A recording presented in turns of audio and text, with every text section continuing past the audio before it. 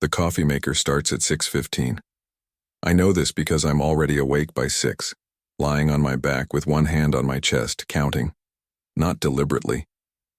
I stopped doing it deliberately around the 3rd week. But the counting happens anyway, the way your tongue finds a sore tooth. In, 2, 3, out, 2, 3.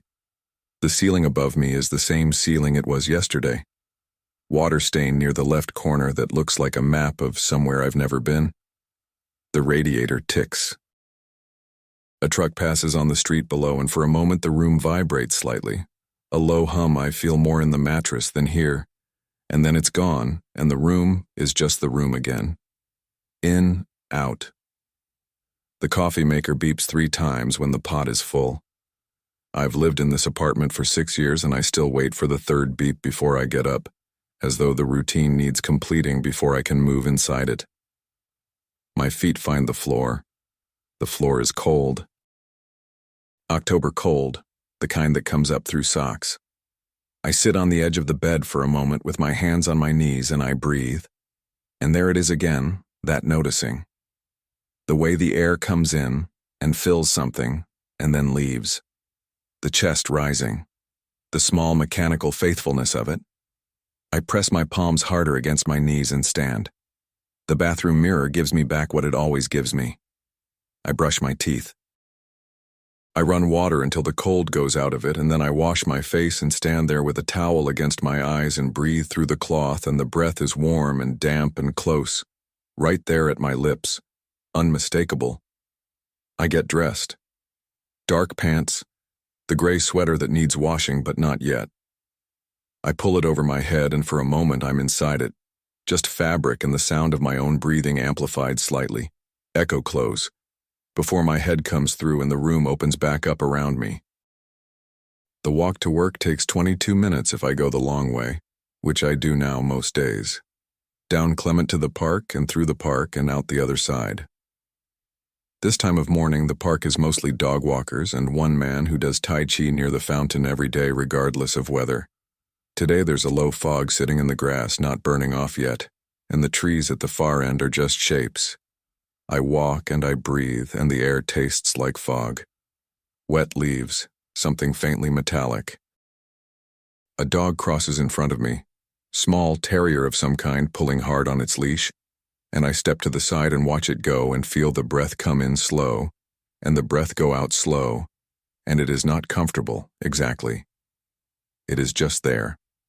Relentless in the way a clock is relentless. Not cruel, just continuous. The man by the fountain moves through his sequence. Arms lifting, settling. His face is very still. I watch him for a moment longer than I should and then look away. At the park's far edge, there's a gap in the hedge, and I go through it, and I'm back on the street, and the street sounds come up around me. A bus pulling away from the stop, someone talking on a phone outside a dry cleaner's, the distant compression of traffic on the avenue. All of it layered, all of it indifferent. I pull my collar up and walk. The office is open plan. 12 desks in 2 rows with a kitchen area at the back and a row of windows along the north wall that let in good light until about 2 in the afternoon, and then just gray. I arrive. I hang up my jacket. I sit. My computer makes its waking sounds. The woman at the desk next to mine, her name is Priya, is already on a call, her voice low and measured. Across the room, someone is opening a cabinet, the hinges giving their small complaint. I answer emails. I draft a response to a client. I read a document that needs reviewing, and I mark 3 places where the language could be tighter. At 10:30, someone puts a box of pastries on the kitchen counter, and there's a brief general migration toward them, and then everyone comes back with small plates and the office fills with the quiet sounds of people eating. I get up and take one too, a croissant, and I stand at the counter and eat it over the sink and look out the window at the building across the alley and breathe between bites. In, out. The croissant is good, butter and flour, warm still. I chew and I breathe, and outside a pigeon lands on a windowsill across the way and looks in at whatever is inside, and then lifts off. I put the plate in the dishwasher and go back to my desk. Lunch, I eat at my desk.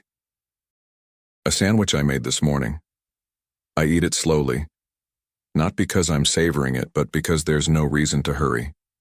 The office empties some around noon, people going out to the Thai place on the corner or the new salad spot 2 blocks down.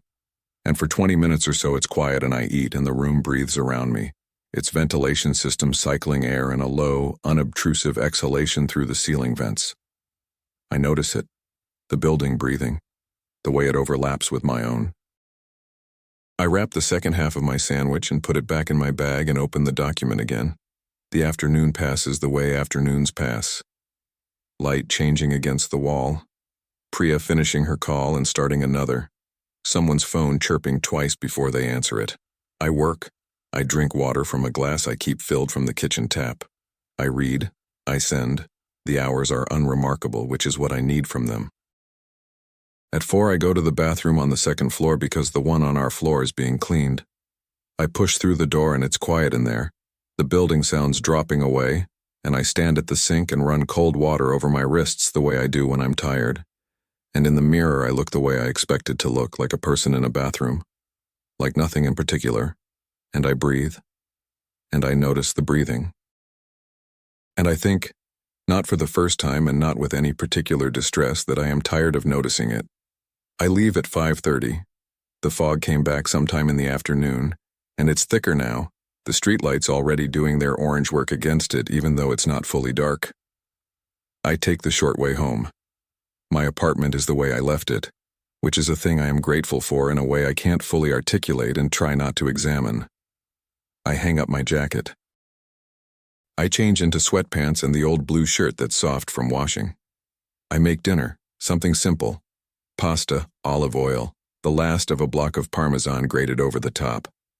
I eat it at the kitchen table with a glass of water and no music and no television and just the sounds of the building. Pipes, footsteps somewhere above me. The elevator engaging and disengaging down the hall. Afterward, I wash the bowl and the pot and the grater and dry them and put them away. I'm in bed before 10. I lie on my back the way I woke up this morning. The ceiling is the same. The radiator ticks. The water stain looks like the same country it always looks like. I put one hand on my chest. It rises, falls, rises. I am aware of it the way you're aware of something that should by now have become background. Like a noise that began weeks ago and hasn't stopped and that everyone else seems to have stopped hearing. I wait to stop hearing it. I have been waiting. The rise. The fall. The chest's faithful mechanism. Outside a car passes. Inside, the building settles. I breathe in and the breath comes obediently, and I breathe out, and it goes. And somewhere in that simple transaction, somewhere in that going, I understand again what I have been understanding all day, every day, in the 22-minute walk and the fluorescent office light and the shower and the fog-tasting morning air, that this, the breathing, is not a comfort. It is a task. There are 2 mugs on the shelf above the coffee maker. I own 4, but 2 of them are at the back of the cabinet, pushed behind a box of tea I don't drink, and I don't move them forward. I use the same mug every morning, the white one with the small chip on the handle that I keep meaning to throw away and don't. The other mug at the front of the shelf is blue. It has been clean for a long time now. I wash it sometimes anyway on Sunday evenings when I'm washing everything else. I dry it and put it back. This morning I notice it the way I've been noticing my breathing. Not a new noticing, an old one, recurring. I make my coffee. I drink it standing at the counter.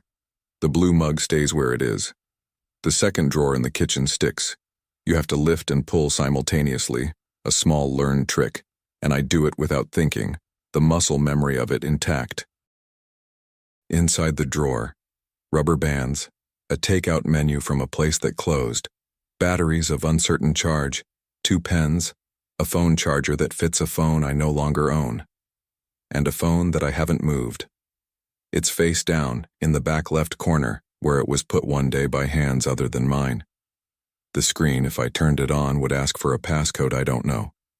I've thought about this detail more than seems reasonable, the passcode, the way it locks something in from the outside. I close the drawer, I lift and push the way you have to. The walk to work, the park. The fog has been gone this week, replaced by the particular flat light of late October, the sun low and pale and doing its job without enthusiasm. I go through the gap in the hedge and onto the street, and I pass, as I always pass, the coffee shop on the corner of Clement and 6th. I no longer go in. This is not a decision I made consciously. It's more that one morning I was standing outside it and I didn't go in, and the next morning the same, and now it has been, I count without wanting to, 11 weeks. The place looks the same through the glass. The same chalk menu board, the same 2 small tables near the window. A woman I don't know sitting at one of them with a laptop, her coffee cooling at her elbow. I walk past. I breathe the outside air, which is cold and smells like nothing, and keep moving. At my desk, I have a small plant on the left corner, a succulent that requires almost nothing, which is why it's still alive. Next to it is a photograph in a frame. I've turned the photograph toward the wall, not dramatically, not all at once. One afternoon about 6 weeks ago, I reached over and turned it while I was on hold on a phone call, and I didn't turn it back, and now it's just a frame with its back to the room and nobody has said anything about it, which tells me either that nobody has noticed or that everyone has noticed and is waiting for me to turn it back around on my own. I appreciate this either way. The plant is fine. I watered it on Tuesday. I'll water it again in 10 days. Priya asks if I want anything from the Thai place. I say no, thank you. She nods and gets her coat and goes. I eat my sandwich. The office is quiet the way it gets at lunch, that partial emptying, and I sit in it and chew and look at the turned around frame and think about nothing specific, which is a skill I've been developing. On my phone there are messages I haven't responded to, not recent ones. I respond to recent ones mostly. These are older, from the early weeks, from numbers I recognize and some I don't. They used words like thinking of you and here if you need and no need to respond. I took that last instruction literally. They're still there, unread in the middle, and below them the thread continues with other things, grocery lists, scheduling, the minor logistics of being alive, and above them is nothing. The thread just stops. I lock my phone and finish my sandwich. My sister called on Sunday. We talked for 40 minutes, which is longer than we used to talk before this and shorter than she wants to now. She mentioned Thanksgiving. I said yes, probably, I'll see. She said okay and then said my name once, just my name, in a way that meant several things, none of which required a response. After we hung up, I sat on the couch for a while and looked at the room. The couch is a 2-cushion couch, and then there's a 3rd cushion that folds down as an armrest on the right side. I sit on the left. The right cushion, the one next to me, has a slight depression in it that it had before and still has now, and that has nothing to do with anything except that cushions compress over time, and this one was compressed before and continues to be compressed now. I'm aware that I have thought about this cushion more than I should. I look at it, and I look away. Outside the window, the afternoon goes on. Someone in the building above me walks from one room to another, then back. There's a voicemail I haven't deleted. I know it's there. I don't listen to it. I have not listened to it since the first time, which was by accident, in the early days when I was still checking my phone expecting something. Information, logistics, the various administrative sounds of crisis, and instead heard just a voice saying my name and asking if I wanted to do something that weekend and suggesting a place, a time, the ordinary forward lean of a life that believed in weekends. It is 38 seconds long. I've looked at the timestamp without playing it. The timestamp I can see without hearing anything. The timestamp requires nothing from me except to look at it and look away, which I can do. Which I do. The voicemail remains. My phone continues to tell me I have one unheard message, one small red number on the icon, which I have decided to interpret as not a failure but as a fact. The way water stains and stuck drawers are facts. The way a clean blue mug is a fact. On Wednesday evenings, I used to pick up food from the place on Judah, the one with the green awning. This was not a special thing. It was just a Wednesday thing, a routine that existed because routines accumulate the way objects do, gradually, without declaration. I went on a Wednesday about 3 weeks ago. I'm not sure what I expected. I stood at the counter and ordered one thing instead of two, and the woman behind the counter, who knows me, smiled and took my order and said it would be 10 minutes, and I sat in the plastic chair along the wall and waited. The chair next to mine was empty. The restaurant was not empty. There were other people, couples, and a family at the big table in the back and a man eating alone by the window. But the chair next to mine was empty, and I was aware of it in the way I've become aware of things, acutely. In the way you're aware of a sound that stops mid-sentence. I picked up my food. I walked home. I ate it at the kitchen table, and it was fine, the food. It was what it always was. I haven't gone back on Wednesdays. The apartment is not a shrine. I want to be clear about this, at least to myself. Things have been moved. Things have been put away or given away or placed in a box that sits in the top of the closet under a spare blanket. I am not preserving anything. I am not curating an absence. But there are things I haven't moved because moving them would be a decision, and some days the decisions available to me are limited, and I spend them on other things. On work, on the walk, on the coffee and the sandwich and the responding to recent messages. The blue mug is not a memorial. The turned-around photograph is not a monument. The voicemail is not an archive. They are just things. Things in a space where a space exists now. A shape where a shape was. I understand this. And I understand also, in the same level way I understand the breathing, the same flat factual understanding, that absence is not nothing. It is not the neutral opposite of presence. It has its own substance, its own particular pressure. It sits in chairs. It occupies a corner of a kitchen drawer. It keeps a cushion depressed. And at the end of a Wednesday, or any day, when I move through the rooms I live in, I am not moving through emptiness. I am moving through weight. People use the word lucky. They don't mean anything wrong by it. I understand this. They are reaching for something, and that is the word their hand finds, and they offer it the way you offer what you have. I take it and I say thank you and I move the conversation forward, which is a thing I've gotten efficient at. The moving forward. The small administrations of other people's discomfort. Lucky, as though survival were a prize. As though there were a drawing and my name came up. I don't say any of this. I say thank you and I ask about their kids or their work, or I refill my glass and the moment passes and we're somewhere else now, which is where everyone prefers to be. There was a before. There is an after. The line between them is not a blur or a gradient, it is a cut. Clean the way a paper cut is clean, almost invisible until it isn't, and then impossible to stop noticing. I don't mark the date publicly. I'm aware of it the way I'm aware of a seam in a sidewalk that I've stepped over enough times I don't have to look for it anymore.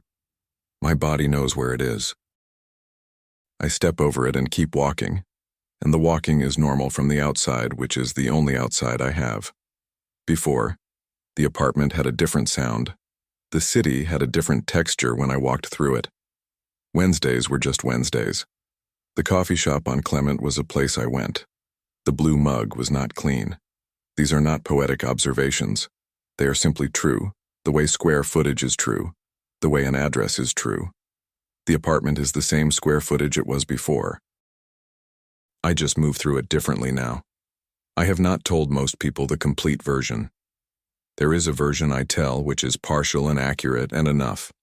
It contains what, approximately where, and afterward.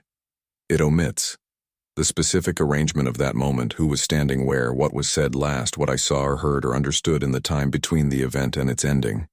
This omission is not protective. Or it's not only protective. It's also that the full version doesn't translate. Language is built for the kind of things that happen in sequence with reasons, and the full version of this doesn't behave that way. It keeps failing to become a story. It stays instead as a series of separate images without connective tissue, without the grammar of cause and effect, and when I try to arrange it into something tellable, it falls apart in my hands. So I tell the version that holds together. I tell it calmly, because I've told it enough times now that the words have worn smooth, and smooth things move easily. And people listen, and they nod, and they find the word lucky, and I take it, and we move forward. My doctor asked, at the 6-week appointment, how I was processing it. She meant this sincerely. She sat with her hands folded and waited in the way. That means she has time. She has made time. This is the time. I said I was doing okay. I said I was sleeping reasonably well. I said the appetite had mostly come back.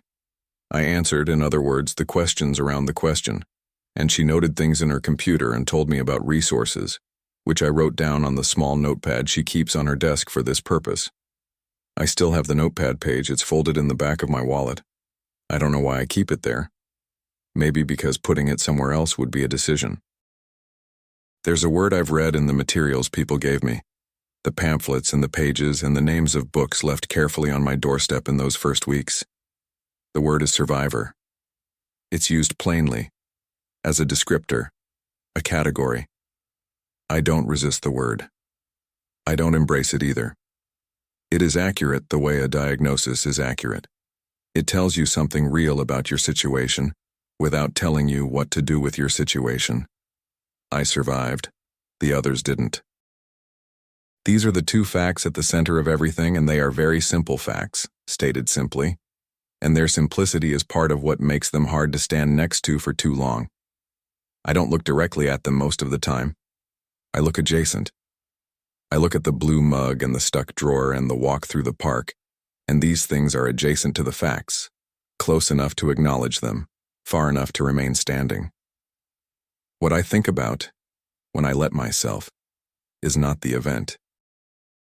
It's the randomness of the geometry, where you are standing, which direction you are facing, what was between you and what happened. These are not moral quantities. They don't correspond to anything. They don't reward the good or punish the careless. They are just positions in space, coordinates, and the coordinates that were mine that day produced one outcome, and the coordinates that were theirs produced another. I am aware that this is a thing people say, that it was random, that there's no reason, that it could have been anyone. I am aware that I say it too, to myself, in the apartment, in the early morning when the noticing starts, and I'm aware that knowing something is true and knowing what to do with its truth are not the same knowledge. The geometry was what it was. I was where I was. I'm still here. That last part is the one I sit with. Not with grief, exactly. Not with guilt, exactly.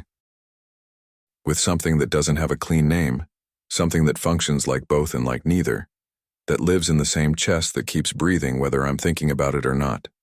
My colleague Marcus came back from paternity leave last month. On his first morning back, he stopped at my desk and asked how I was doing, and I said fine and asked about the baby. And he showed me pictures on his phone, and the baby was very new, that raw-looking newness of them, and I looked at the pictures and said the right things.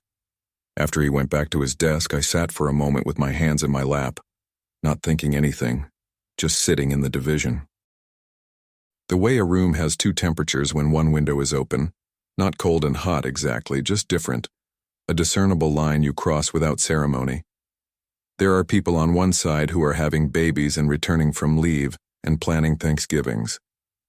And I am on the other side, which is not a worse side exactly, only a different one, the after side, where the things that used to feel continuous now feel chosen, where showing up to work is a small daily decision rather than a default, where I notice my breathing. I didn't choose this side. I didn't choose any side. The geometry chose. At night, sometimes I try to locate the feeling precisely, to identify what it actually is, this thing that replaced the before. It's not sadness in the way sadness usually presents, the wetness of it, the weight behind the eyes. It's drier than that. It's more like a change in air pressure, a steady thing, omnidirectional. Like the difference between a room with someone in it and a room without. Not the absence of any particular sound or motion, but the absence of the room's basic assumption that someone else is also breathing in it. I breathe in it alone now. And the breathing, my own, is the loudest thing most evenings. The most present thing. The thing I cannot stop noticing because it is the proof and the problem simultaneously, the evidence of my coordinates, my position in the geometry that gave me the outcome it gave me. I lived. And living means this: the coffee, the walk, the pale October light, the mugs, the drawer, the turned-around photograph. It means lying in bed at 10 o'clock and pressing one hand to my chest and feeling the rise and the fall, and understanding that this will continue, is designed to continue, wants nothing except to continue. I have thought about what it means to be the one who came back, not in terms of purpose or meaning or what I'm supposed to do with the remaining time. Those are questions for a different season, if they're questions at all. I think about it in simpler terms, the mechanics of it. You come back and the world is where you left it. The apartment, the park, the office, the routine. Everything held your place. But you are not who held it before. Not entirely. Not in the ways that would allow you to simply step back in and resume. Something was exchanged in the crossing. You came back, but you came back as someone who knows now which side of the line they're on. And that knowledge, quiet, unasked for, carried in the chest alongside the breathing, puts distance between you and everyone who has not crossed it. Not bitterness, not resentment, just distance. The unmistakable kind. The kind you don't build. The kind that simply exists already there, waiting on the other side of what happened. November comes in gray. Not dramatically. Not all at once. Just a gradual withdrawal of light, the days shortening by minutes that you don't notice individually, but that accumulate into a different quality of afternoon, a different texture to the walk home. By the second week, the park is mostly mud and bare branches, and the man who does Tai Chi by the fountain has not been there for several days. I notice his absence the way I notice most absences now, flatly, with a kind of inventory. I keep walking. I breathe the cold air. It tastes like November, which has its own taste, mineral and faintly dead, the smell of things that finished. I've started waking earlier, 4:30 sometimes. 5. The apartment is very dark and very quiet at that hour, and I lie in it and breathe and listen to the building. The radiator, the elevator occasionally, the settling sounds that old buildings make, that deep structural shifting, as though the building is also lying awake, also making small adjustments. I don't get up at 4:30.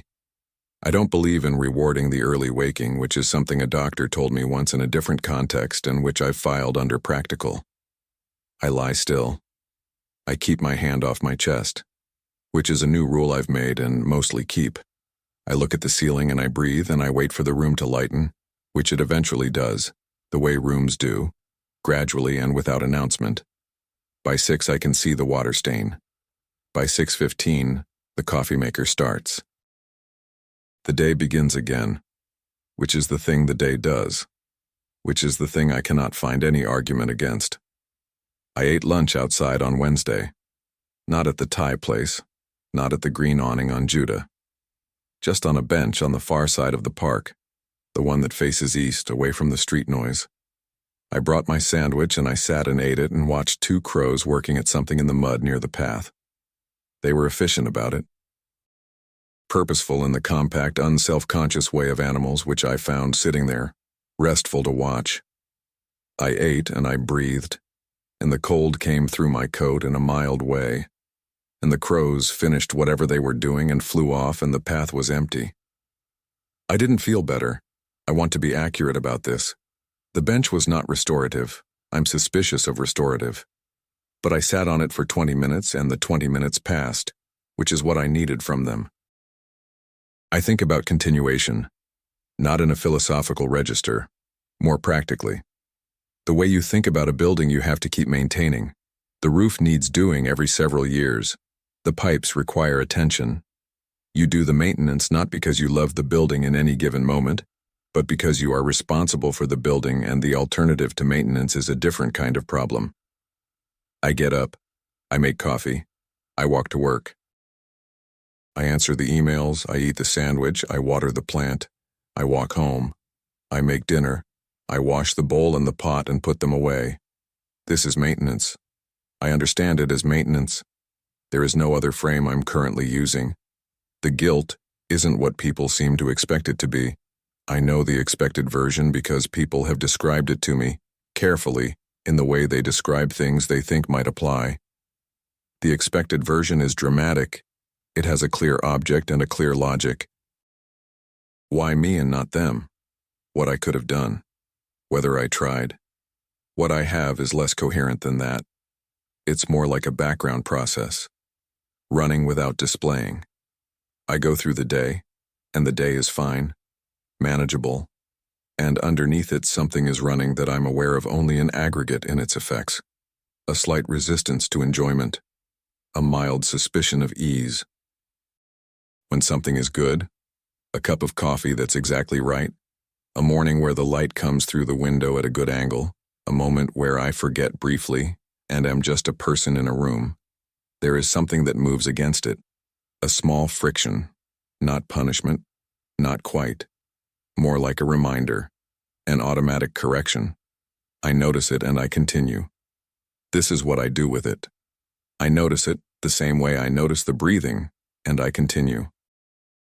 Priya asked if I wanted to come to her husband's birthday dinner. A small thing, she said. Just a few people, good food, nothing elaborate. She said it in the careful tone people use with me now. The tone that leaves room for no, that builds a door into every invitation. I said I'd think about it. She said, of course, no pressure, and went back to her screen. I thought about it. I thought about a table with people at it and food on it and conversation moving around the table the way conversation does, and everyone breathing, easily, without noticing. The simple democracy of it. The way they'd reach for the bread without registering the reaching. The way they'd laugh without observing themselves laughing. I thought about sitting among them and breathing in the way I breathe now, which is noticed, which is deliberate, which carries its small freight of knowing. I haven't told Priya yes or no. The dinner is next Saturday. I have 4 more days to decide, which means I have 4 more days of not deciding, which is its own decision, which I'm aware of. My sister sent a photograph in a text. A picture of a table set for Thanksgiving, a kind of preview, optimistic. Orange napkins, small gourds in a bowl. She does this, offers things in advance, as though the visibility of the future makes it more likely to be attended. I looked at the photograph for a moment. The table looked fine. It looked like a table that expected people. I wrote back, "Looks nice." Which was true and was enough. She sent a heart. I put my phone down and looked at the wall. What I felt was not unwillingness. It was more like the effort required to imagine crossing the distance. Not physical distance. Her house is 40 minutes on the freeway. The other kind. The kind I identified at the end of the last season.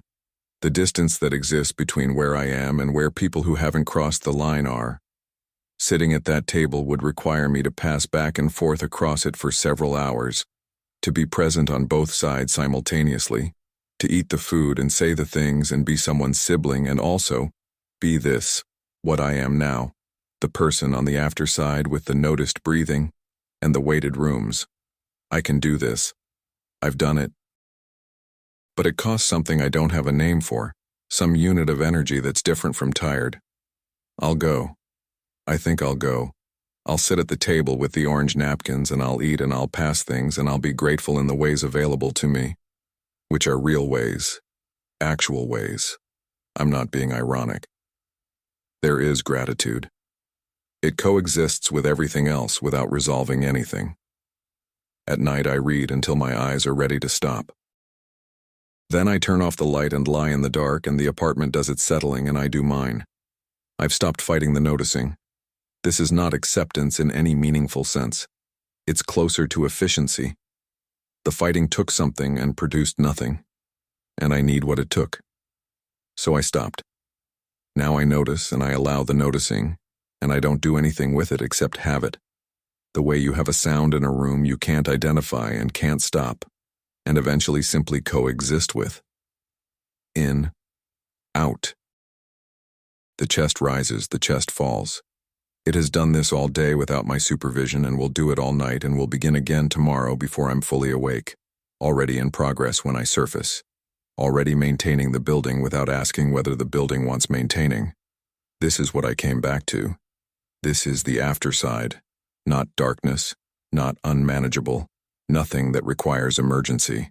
Just this. The ordinary persistence of a body that survived and intends, without consulting me, to keep surviving. The breathing that isn't comfort and isn't punishment, just continuation, just the next breath arriving, and the one after it, and the one after that. Not because I've chosen it, because it doesn't ask.